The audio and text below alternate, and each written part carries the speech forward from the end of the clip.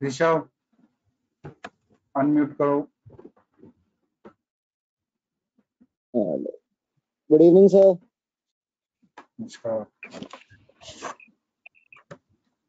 HTML का last topic आज frame. Frame हम कैसे बनाते हैं दिखा देता हूं मैं।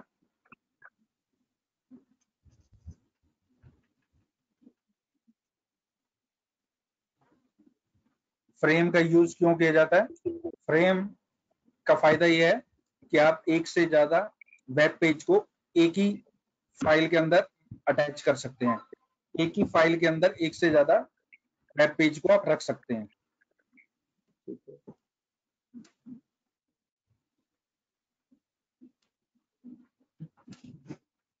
जब भी आप फ्रेम को रखेंगे उस केस में आपका बॉडी पार्ट यूज नहीं होगा।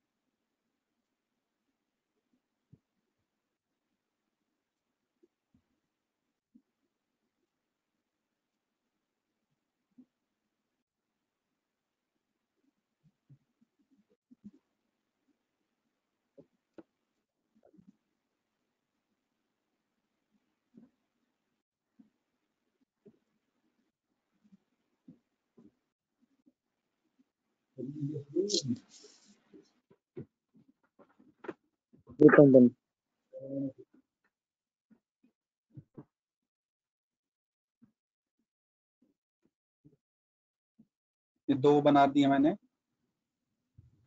LT और लिस्ट। ठीक है, इसका पाथ कॉपी किया प्रॉपर्टी में जाके,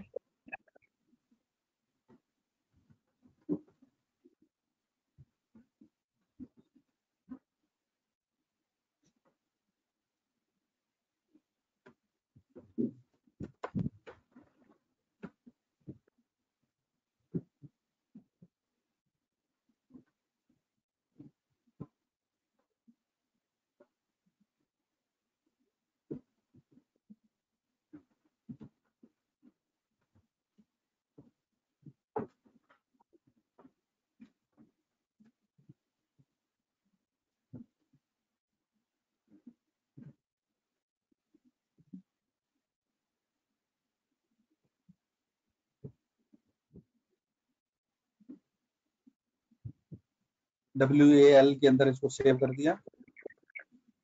अब इसको चलाता हूं मैं।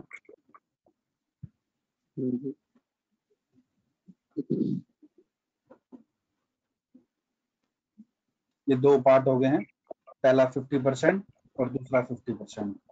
ये दोनों ही क्या बन गए हैं, रो बन गई हैं। अब इसको अगर रो ना बनाना हो, अगर हमें कॉलम बनाना हो, तो हम स्पेसिफाई कर सकते हैं कॉल्स। तो रो ना होके ये कॉलम हो जाएंगे। ठीक, ये दो अलग अलग 50-50% के दो कॉलम बन गए।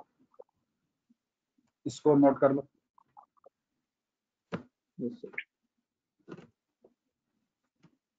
फ्रेम सेट जब भी आप बनाओगे तो बॉडी नहीं होगी, क्योंकि बॉडी एक ही पेज को सपोर्ट करती है।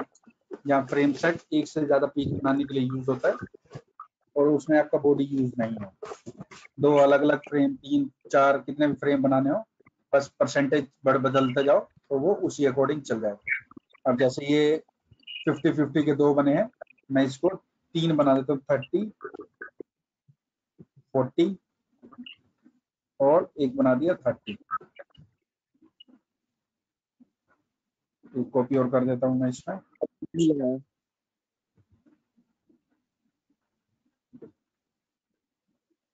सर 30 के बाद परसेंट नहीं लगाया वहां पे ऊपर।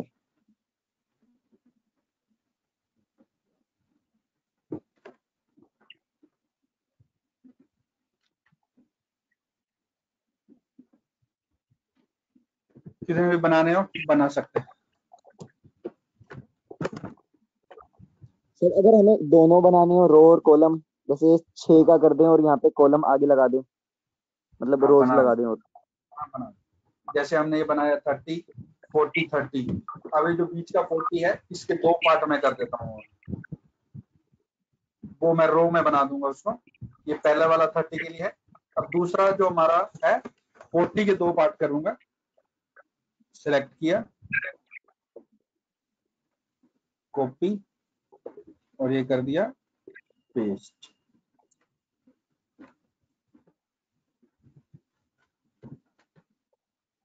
इस 40 के दो पार्ट कर दिए 50-50 के।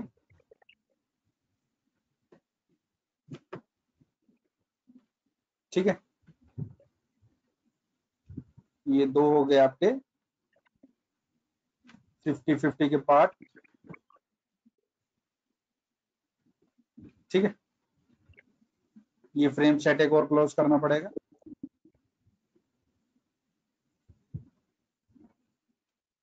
ये पहले वाला 30 का पार्ट है, ये वाला। ये हो गया 40 के दो पार्ट कर दिए मैंने। फ्रेम सेट दो रो बन जाएंगी। 20% जो एरिया यूज करेगा वो, और ये लास्ट वाला 30%। सेव करो।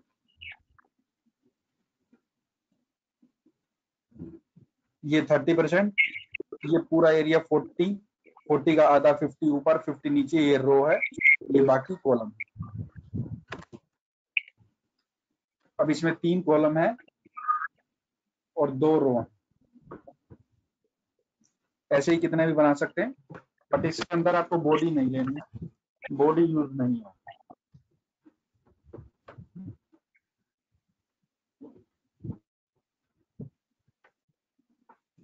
नोट करो।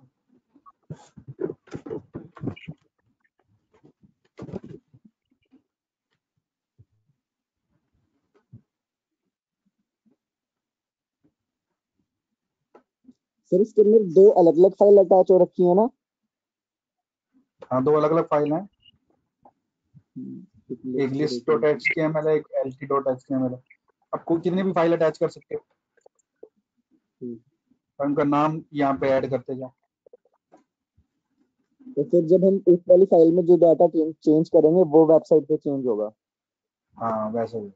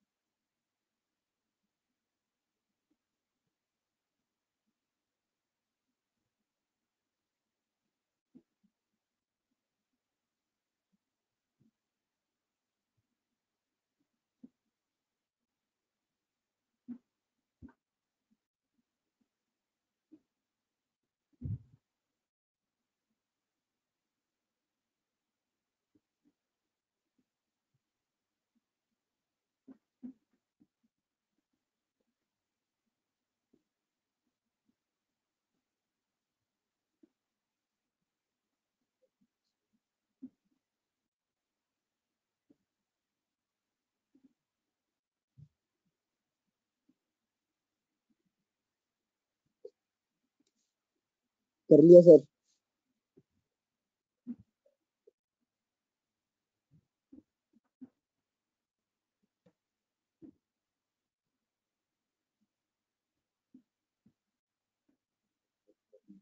इसके नेक्स्ट है internet management security. Internet security क्या होती है? इंटरनेट को सिक्योर करना। सिक्योरिटी में हमें क्या क्या चीज देखनी होती है? हार्डवेयर, सॉफ्टवेयर और इंफॉर्मेशन। हमारी इंफॉर्मेशन कहीं मिस यूज ना हो और डिस्टर्ब ना हो।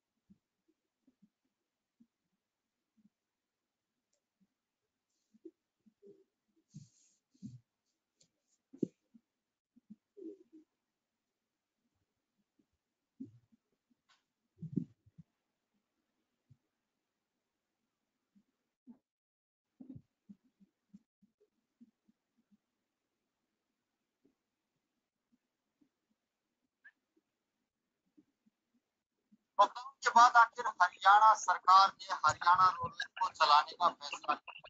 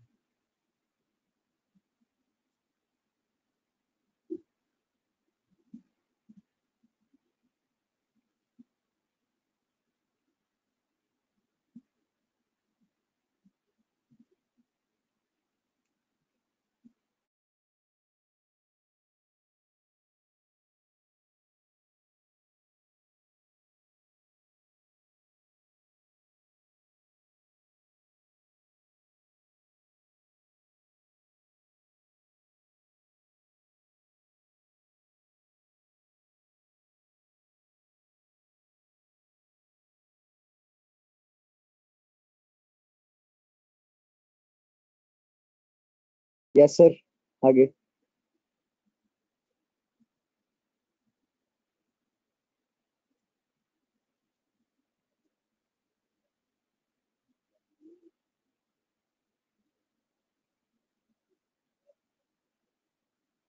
हो गया क्या? यस सर, हो गया।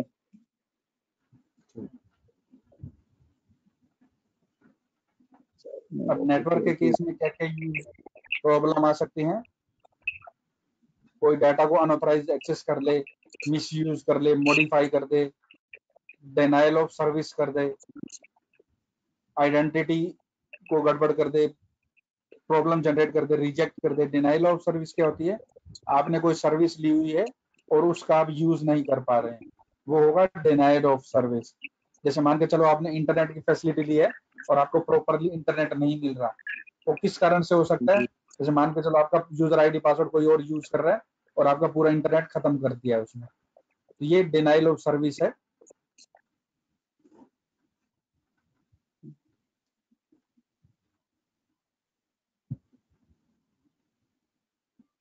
आइडेंटिटी इंटरसेप्शन क्या होता है? जैसे आप अपना यूजर आईडी पासवर्ड कहीं भेज रहे हैं और वहां से किसी ने यूजर आईडी पासवर्ड को चेंज कर दिया है। डाटा इंटरसेप्शन का मतलब है आपने किसी को बोला है कि उसको 100 रुपीज दे दे, लेकिन बीच में किसी ने छेड़ाखानी करके उसको 10,000 में कन्वर्ट कर दिया।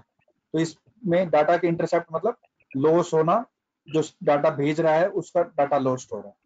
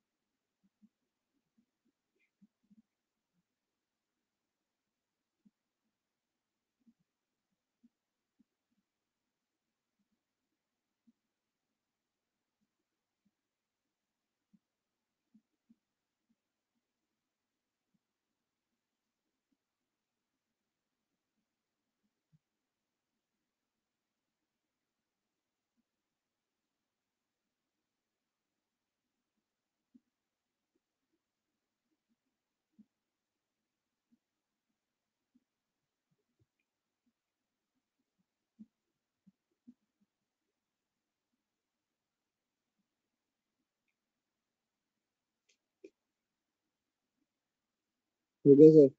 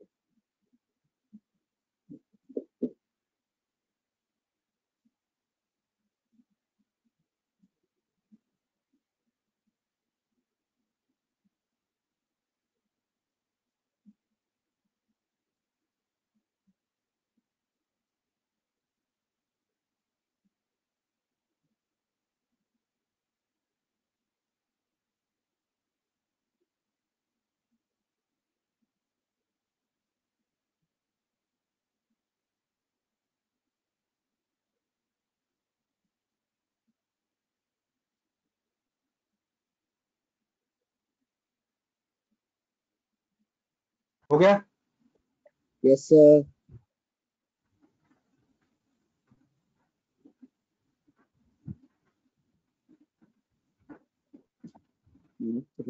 दो और सिक्योरिटी से प्रॉब्लम है, miss routing and traffic analysis. Miss routing क्या होती है?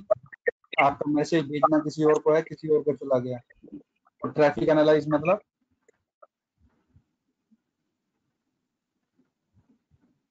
ट्रैफिक एनालाइज का मतलब जैसे हमने लास्ट शायद किया है कि एक ही मेल के ऊपर आप बहुत सारे लोग इकट्ठी मेल भेज देते हैं, वो मिस ट्रैफिक को प्रॉब्लम जनरेट करने के लिए।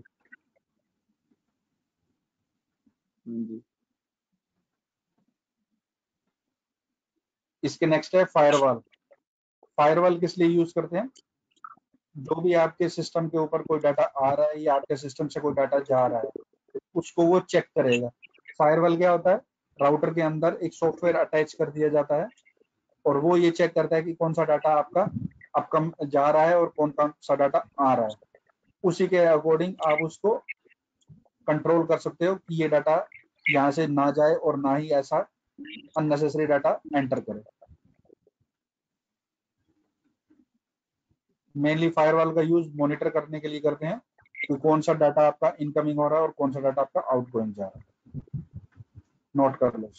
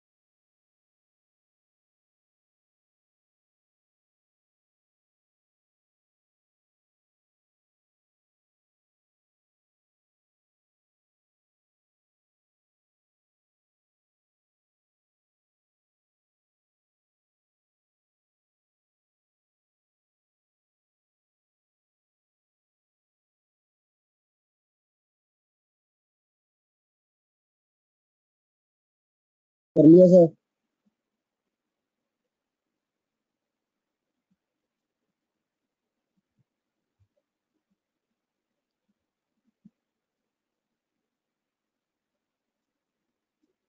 फायरवॉल जैसा कि इसके अंदर मेंशन है कि जो भी डाटा आपका अंदर आ रहा है या अंदर से बाहर जा रहा है, डाटा अंदर आएगा और बाहर जाने का मतलब क्या है? डाटा किन डाटा सोर्सेज के थ्रू आपका अंदर आएगा और बाहर जाएगा? यस राहुल, डाटा कंप्यूटर के अंदर कैसे आता है और कैसे नेटवर्क, जाता है? हाँ, नेटवर्क या इंटरनेट इंटरनेट के के थ्रू। थ्रू। हाँ, उसको चेक करना है कि कौन सा डाटा आपका आ रहा है और कौन सा जा रहा है।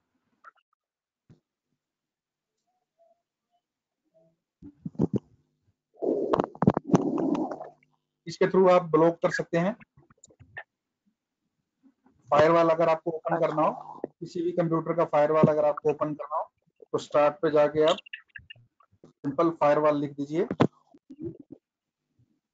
तो ऑटोमेटिकली ये window firewall and advance security को ओपन कर देगा।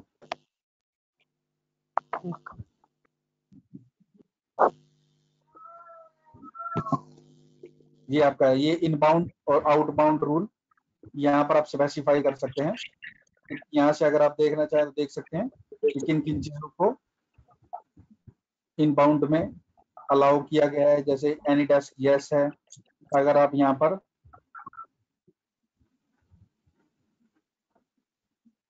डिलीट कर देते हैं,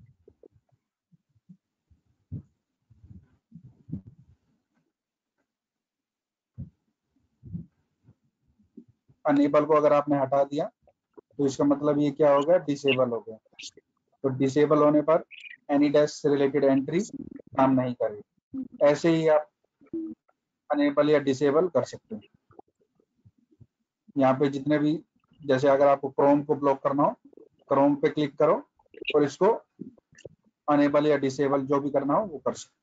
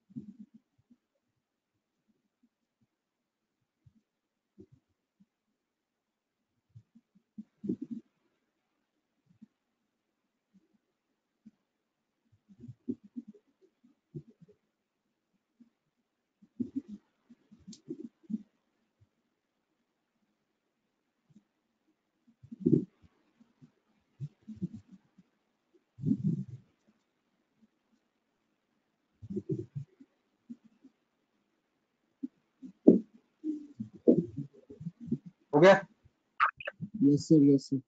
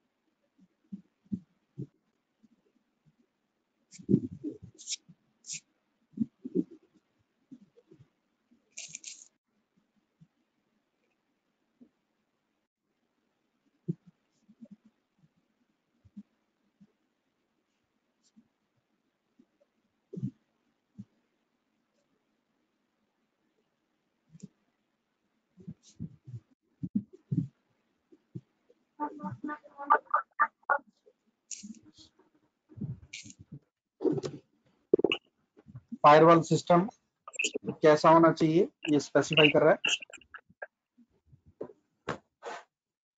कि डिनायल ऑफ सर्विस को सपोर्ट करना चाहिए, मतलब जो सर्विस अगर आप मना करना चाहें, बंद करना चाहें तो वो कर सकें। तो firewall should be flexible, flexible का मतलब है चेंज किया जा सके।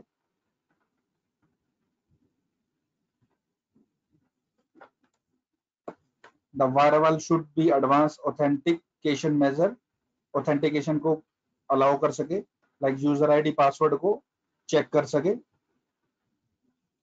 It should be employ filtering, filtering technique होना चाहिए, परमिशन और डिनाई की सर्विस भी होनी चाहिए इसके अंदर। Firewall should FTP file transfer, remote login और इंटरनेट से रिलेटेड फैसिलिटी से फुल फ्लैज होना चाहिए। The firewall should contain logging traffic, suspicious activity को चेक करने वाला होना चाहिए, यानी लेटेस्ट होना चाहिए, तभी फायरवॉल का फायदा है, नहीं तो यूजलेस। नोट कर लो इसको।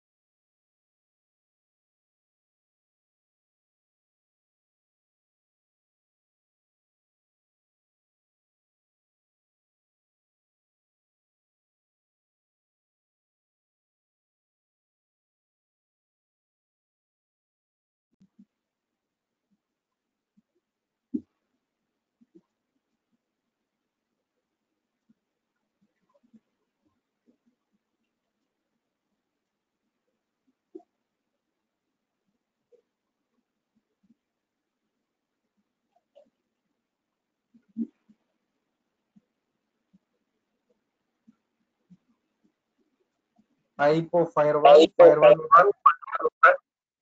फायरवॉल में पहला है पैकेट फिल्टरिंग। पैकेट फिल्टरिंग में जहां पर आपको पैकेट भेजने हैं उसका डेस्टिनेशन आईडी पैकेट की फॉर्म में डाटा ट्रांसफर होगा।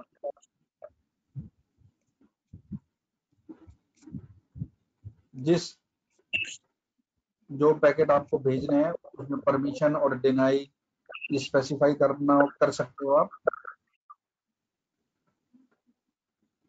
जैसे इसमें परमिट में क्या किया हुआ है कि टीसीपी, कंट्रोल, एक्नॉलेजमेंट, इससे रिलेटेड डाटा को अलाउ करे, बाकी किसी भी तरीके के डाटा को डिनाई कर दे।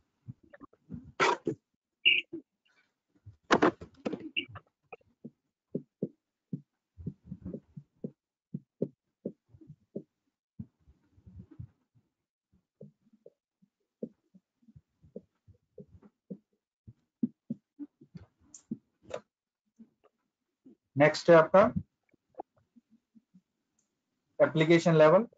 एप्लीकेशन लेवल में आप सेट कर सकते हो कि किस टाइप के डाटा को एंट्री करने दे।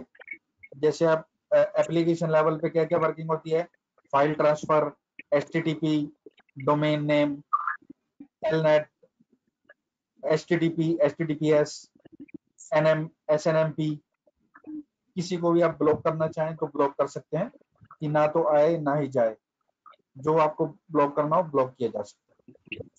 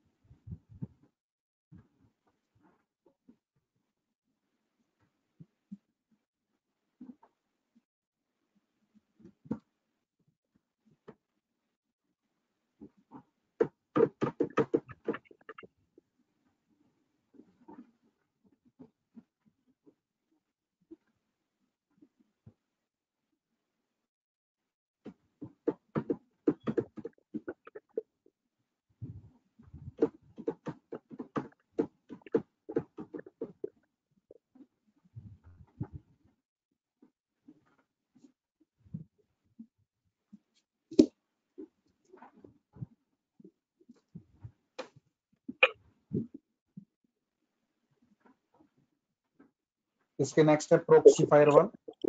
प्रॉक्सी फायरवॉल क्या करता है, एक मेन सर्वर है उसके साथ एक और कंप्यूटर अटैच कर दिया जाता है। प्रॉक्सी सिस्टम से ही डाटा एंटर होगा और वहीं से ही डाटा आउट होगा। यानी सिक्योरिटी के लिए एक और सिस्टम लगा दिया है, प्रॉक्सी सिस्टम।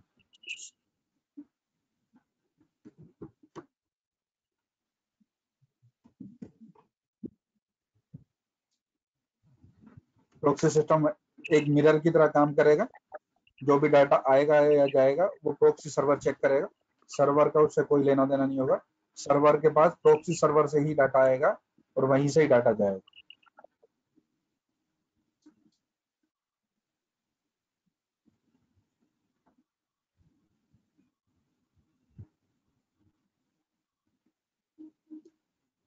ठीक है, बाकी नेक्स्ट क्लास में करें।